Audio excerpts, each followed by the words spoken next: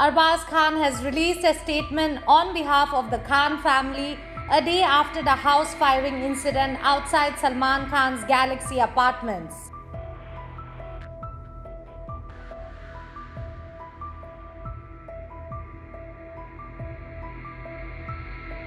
In the early hours of April 14 in Mumbai, the dream city that never sleeps, two unidentified people fired more than 4 to 5 shots outside Galaxy apartments, home to superstar Salman Khan, jolting us out from our slumber. This happened on Sunday. Now, as of April 15 afternoon, reports suggest the Mumbai police have registered an FIR and also recovered a two-wheeler suspected to have been used by the assailants, found a little over a kilometer from the actor's home.